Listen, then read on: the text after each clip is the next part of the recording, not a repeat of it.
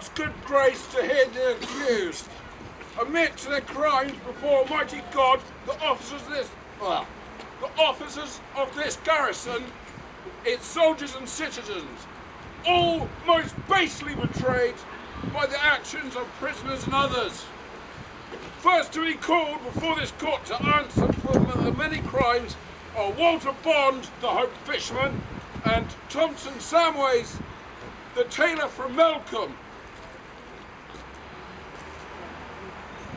I now call upon Colonel William Sydenham, of the Governor of the towns and commanders of this garrison, to make the summary of the prisoner's misdeeds and to do his duty by passing sentence upon those who stand here today.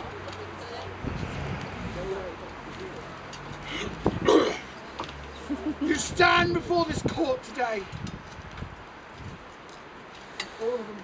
They are charged with the most serious crimes. With the others, they did conspire to betray and overthrow this godly and lawful garrison without thought for safety or the safety of any innocents who may have been killed as a result of their base and cowardly act. They did for many weeks most maliciously scheme to overthrow this garrison, betray all those who are here within, soldiers and citizens alike. They were prepared to deliver us all into the hands of a cruel and unjust enemy who within recent memory has once before committed many crimes against the citizens of these two towns, who suffered greatly at their ungodly hands. They did also seek to give aid to Irish papists, the same people who in Ireland even now are slaughtering your brethren, men, women, children, by either putting them to the sword or fire or drowning.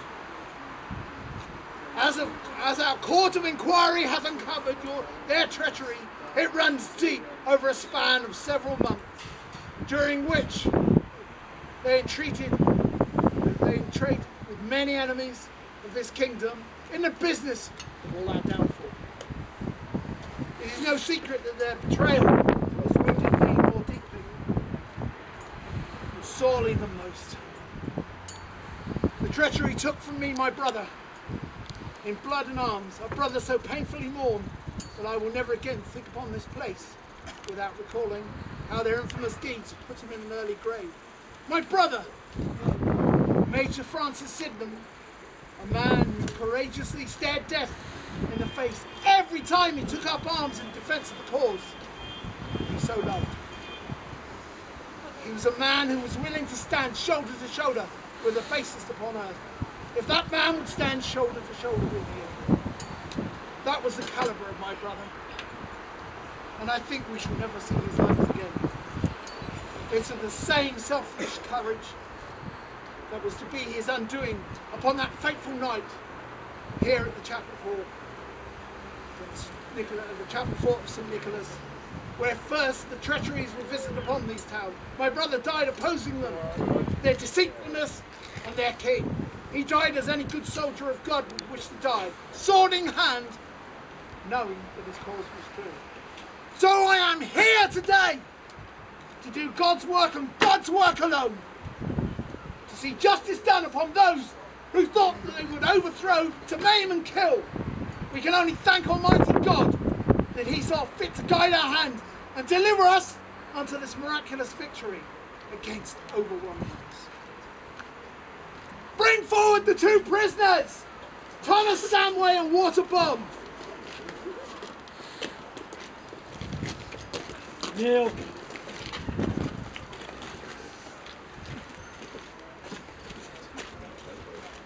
Thomas Samway, look at me. Your part in this conspiracy was to guide a party of sick soldiers from the Royalist garrison on Portland to Newton Cove, and from there to the fort upon the Nose, where they fell upon our garrison and overthrew them. Walter Bond, look at me. I heard your word. Your part in this conspiracy was to open a gate in Melbourne and then to let in other conspirators from the nearby villages. And then to overwhelm the town, the guard, and to let that arch-malignant Sir Lewis die and his horse from Sherborne Castle, who would secure the town for their own. I will now pass sentence upon you. Sir, may I talk? You may talk. Sir, I was only doing my duty as a true soldier, and I believe in my king and my country. I do it as a soldier, as your brother was a soldier. He died in an unlawful act against my king. I believe in my king. I bring no ill will to you or your brother or your family. We are all Englishmen in this troubled times. It is the decision of this court that you, Thomas Samways, and you, Walter Bond, be taken here and escorted back to jail, where you will make a further discovery of your partners. Take them away. Thank you for your leniency, sir. Bring forward John Kay!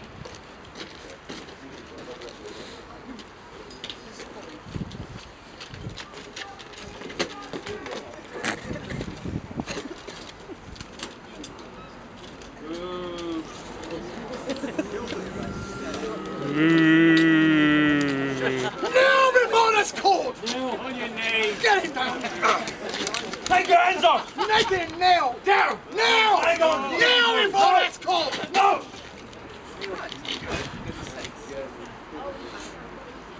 Okay. You have already made a full confession of your crimes, which were taken down. You signed the confession. And I propose to lose no further time on you. Take him away and shoot him until he is dead!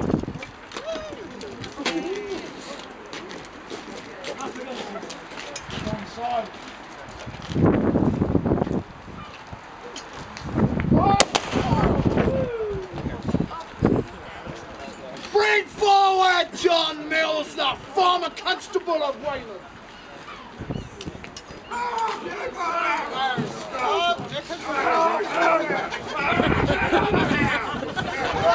It's the dwarf again.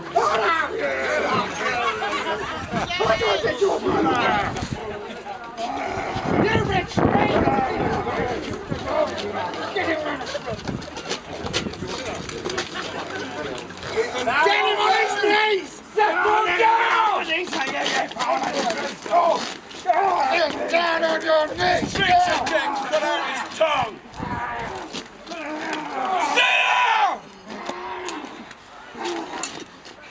You were a constable of this town. You betrayed the people so basely. But you have made a full confession.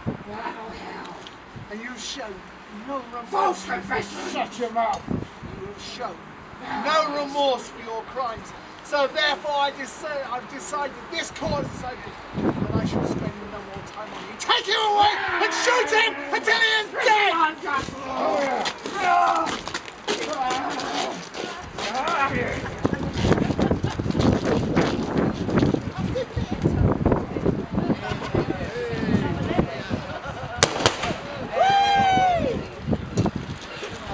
Bring forward Elizabeth Wall.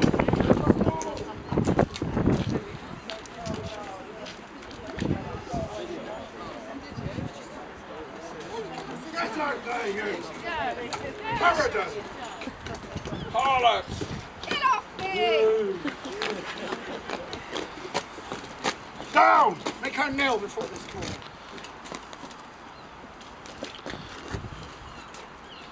Elizabeth Wall, your part in this conspiracy is to play the messenger. You travelled from here with messages to your fellow conspirators. You delivered them to Sir Lewis Dive, commander of the King's forces in Dorsetshire. You also carried his replies back again. You travelled between here and the island of Portland and did likewise with Sir William Hastings, commander of the Royalist garrison in that place. And you did convey his replies to your fellow conspirators.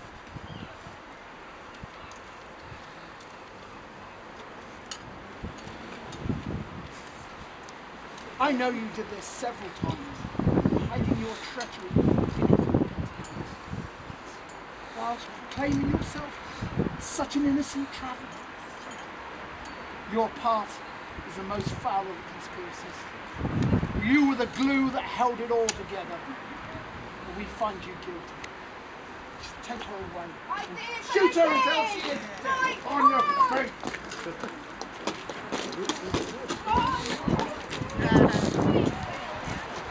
Against the wall! Against the wall, woman! Ah!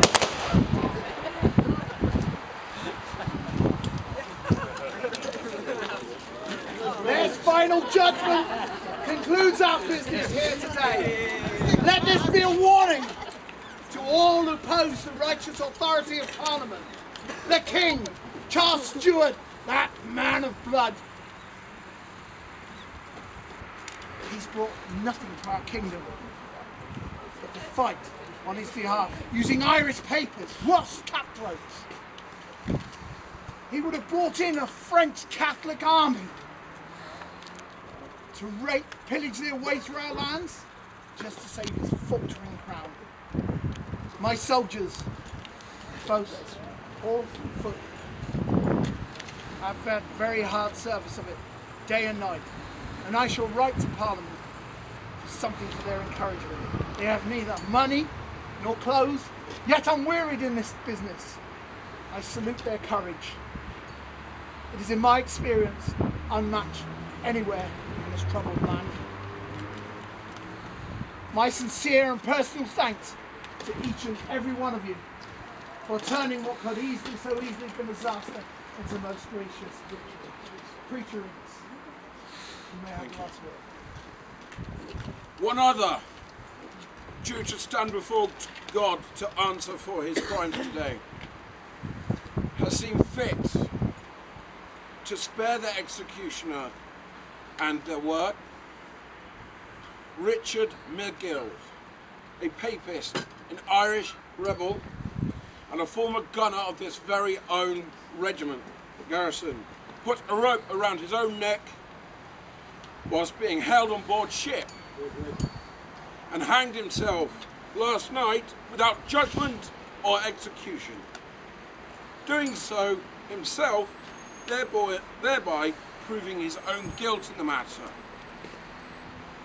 There may be not many villains left, as their sin hath found them out. Divers of them are slain. Huzzah!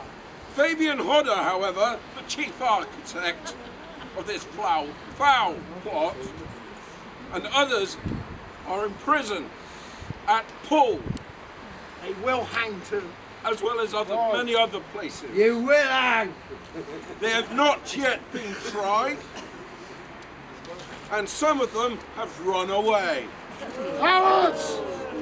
But none shall escape God's justice, for he knows who they are, and they will get what is coming to them.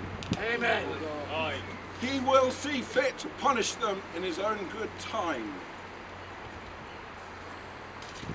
And may Almighty God continue to smile upon our garrison. May he keep us safe and save us all, so that we may do his work and deliver our poor and troubled land into better times. May God bless you all. Thank you. That concludes the Crabchurch conspiracy for this year.